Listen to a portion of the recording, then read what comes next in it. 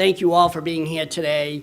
This is always the highlight of our year, to come together, celebrate the great work that all of you and the rest of our members across the state are doing on a daily basis. We really, at ABH, our job is to make it as easy as possible for all of you to serve the clients you serve on a daily basis.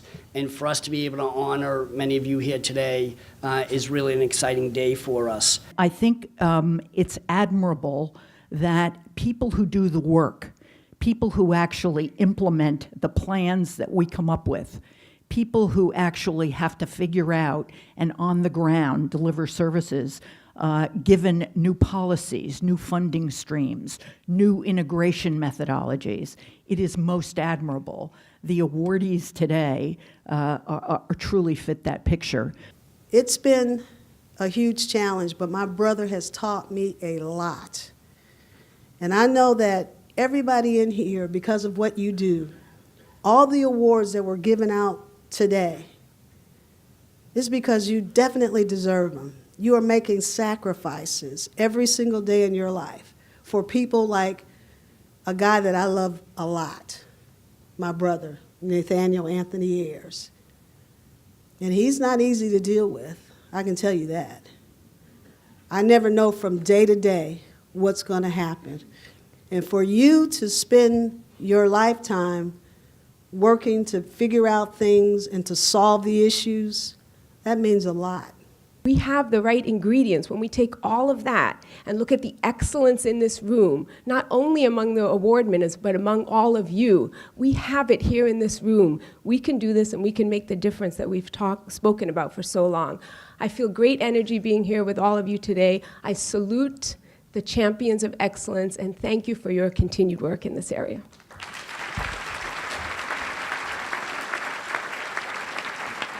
So Deb Reuman, our CFO, has dedicated the bulk of her professional career to serving the cause of social justice. Her tenure at our agency, including work at a merged partner, is well over 2 decades. In her previous role at Concord Family and Youth Services, Deb started as a part-time fiscal person. Her employer was a Concord-based nonprofit that had run into some pretty significant problems with leadership and other things. And what happened to Deb, I think, is what happens to many of us. Things happen, there's some challenges, and then all of a sudden you look around and you're in charge. So she became the CFO at this very difficult time in the life of that agency, with many of her senior colleagues who had left her behind. At this small nonprofit, she was the essential person who really held the agency together. She met the highest ethical and accounting standards. Her goal was to put the agency in a position to be an attractive partner for an agency like JRI that could save the programs and services that were so important to her and to her community. Deb knows the connections between solid finances and achieving the mission, and I think those of us who, I'm a social worker and I've done direct service work, I've taught, I've done a bunch of different things, including being the CEO, but we always rely on people like Deb to make sure that the paychecks come out on time and that our agency is fiscally solvent, and that means that we're really able to do the work that we that we're in here for. So the moving speakers that we had earlier have an opportunity to complete their missions. She always educates herself on what programs are actually doing on a short-term and strategic basis. She asks the questions that inform not only the finance, but the overall impact of the program. She's committed to excellence in every service we provide, believing that the people we serve deserve our very best effort as if they were family, not clients. She has served JRI with distinction, being an important part of the growth of the agency during her tenure. Under her leadership, JRI's annual budget has nearly doubled, generating a small surplus annually that allows for reinvestment in programs and services. In Deb, the connection between the mission and the margin is clear. Mission first, with margin ensuring success. Deb is planning to retire from her role as CFO in January 2017. She'll remain a part of the JRI family, working on special projects that interest her and that are important to our continuing success. In the great tradition of human services in JRI, she's also mentored and developed her successor, who's here today, Mr. Dokov, who is fully prepared to carry on in the tradition of thoughtful, responsible governance that Deb exemplified her entire career. The last thing I want to say is at our agency recently, we switched payrolls, which is, of course, very simple for 2,500 people. And we ran into some real challenges making sure that the checks went out. And so we kind of asked for all hands on deck. And I was expecting Deb to volunteer some people to go up and actually make sure things got done. But she herself actually went down, sat in front of the terminal, made sure the data was right, worked very closely with staff at a level that she probably hadn't done for maybe 20 years. She did that because she's completely committed to making things work, and there's nothing that's really above her pay grade in terms of understanding the mission, or beneath her in terms of the work that she does. So on behalf of the Association of Behavioral Healthcare, it is with great pleasure I present Deb Reuman with the Lifetime Achievement Award. Congratulations.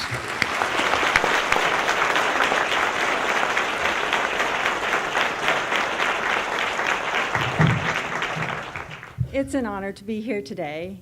It feels a little strange to be standing here without a balance sheet in my hand, without a capital budget, or monetary projections, ratios, or trend lines. So I'm not really used to talking about other parts of what my career has been about. We don't often get to see ourselves through other people's eyes. Is that what I really look like, you would say? A couple of years ago, I hired a consultant to evaluate one of our major functions. And after several months of hard work, at the end of the engagement, we debriefed. The consultant commented that of all the CFOs he had worked with over the years, I was the least CFO-like in my approach to solving problems. So after wondering whether I should feel shamed, I remembered Dick Levin, a professor of mine at UNC in the early 80s. He called me out on my approach to a management case. And he said, Deb, you're trying to solve that case using arithmetic. It's a kind of case that can only be solved by understanding the organization's culture. And arithmetic won't solve this problem. After 35 years, I agree with him. That case could only be solved by leading change to those parts of the culture that were preventing the organization from moving forward. And I'd add that you do need to do the arithmetic. Always do the numbers with the awareness of the context of your conclusions, awareness of the implications for the quality of the service that your organization is providing, and your agency's mission. That's why ABH's work is so critical in ensuring that adequate resources are available to do our work. I'd like to thank JRI's board for the opportunity to hold this role, and thank JRI's leadership, Andy Pond, Mia DeMarco, Greg Canfield, Kerry Becerra, Jen Miguel, among many other inspiring leaders, and also the many people that I've had the privilege of supervising. I've often felt that the exciting part of this job at JRI has been that no 2 days are alike, but that working with these people, our staff, have really been the best part of the experience. Thank you.